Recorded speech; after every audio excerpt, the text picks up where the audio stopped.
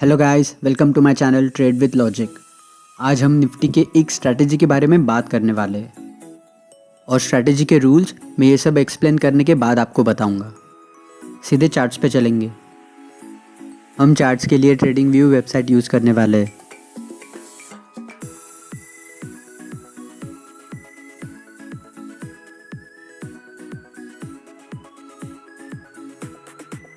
So we are on the charts.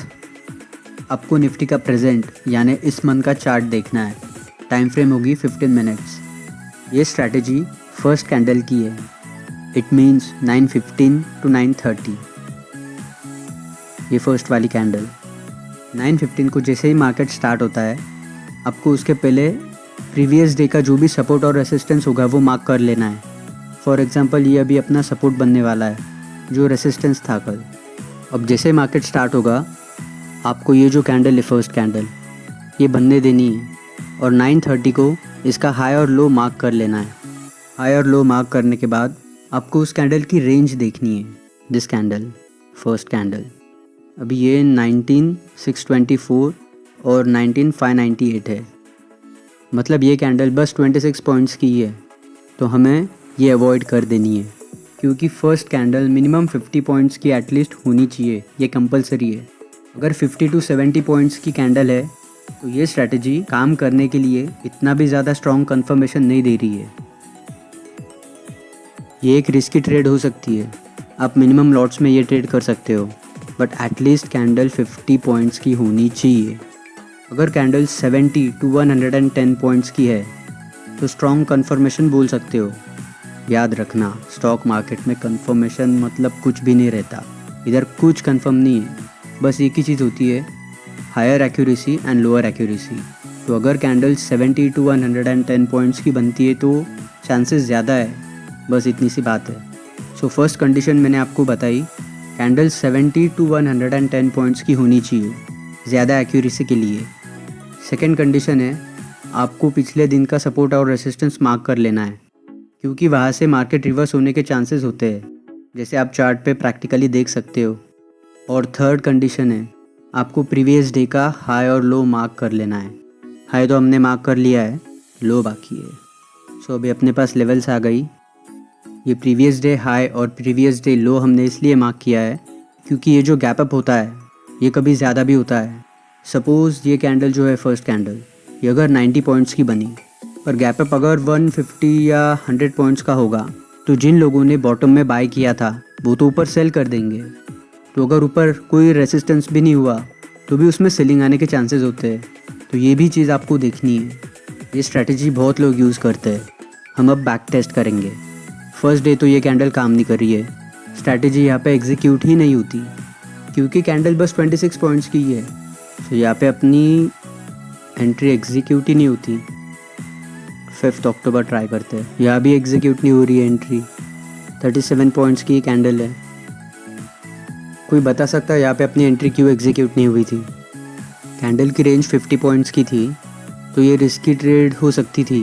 पर अगर ये सेकंड कैंडल या मोस्ट लाइक बहुत रेयर केस में थर्ड कैंडल की कंफर्मेशन ठीक है, बट नॉट फ्रॉम फोर्थ, यहाँ तक कि ये स्ट्रैटेजी काम करेगी 9:45 तक मैक्सिमम।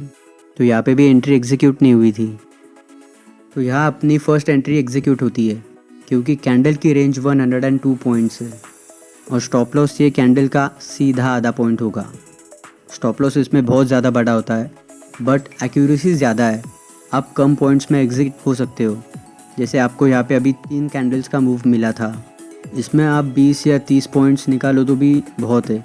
बहुत बार ऐसे होता है कि 100, 150, 200 पॉइंट्स भी मिलते हैं, पर आप उसके लिए फिर ज़्यादा लॉट्स ले सकते हो। एटलीस्ट 2-3 लॉट्स हो गए तो आप एक लॉट सेल कर दो 20 to 30 पॉइंट्स में।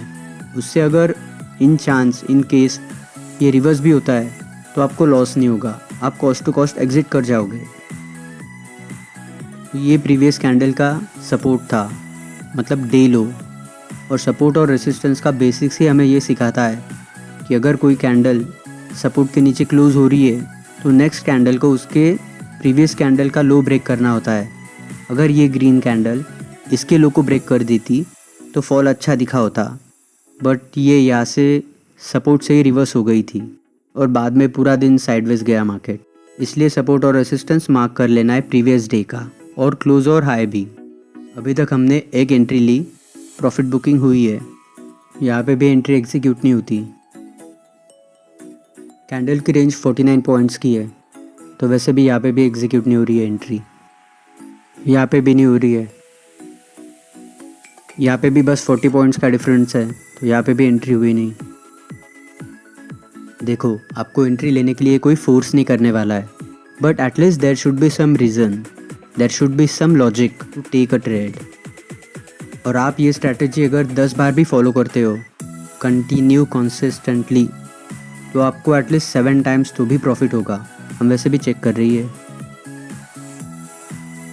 यहाँ पे कैंडल की रेंज तो बड़ी थी, बट उसने एंट्री 10 बजे दी थी, सो ये स्ट्रैटेजी 9:45 तक मैक्सिमम काम करेगी। सो यहाँ पे भी अपनी एंट्री नहीं बनती। अभी तक अपनी एक ही एंट्री हुई थी और उसमें अपने को थोड़ा प्रॉफिट हुआ था। और चेक करते हैं। You have to stick with your rules. यहाँ पे अपनी फर्स्ट कंडीशन मैच हुई, जो कैंडल रेंज की है, 66 पॉइंट की रेंज है।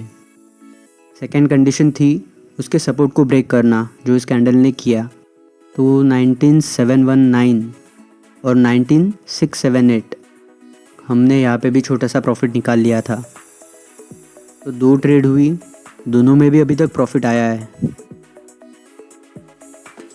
अभी इस सिचुएशन को देखो, कैंडल का प्रीवियस डे क्लोज था 19898 और प्रेजेंट डे का हाई है 19848, तो 51 पॉइंट की गैप है।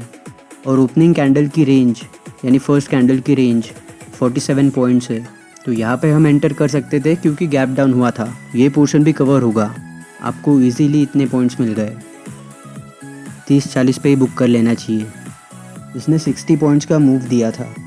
आप अगर सिंगल लॉट से ट्रेड कर रहे हो तो 25-30 या 35-40 पॉइंट्स लेके आप एग्जिट कर लो।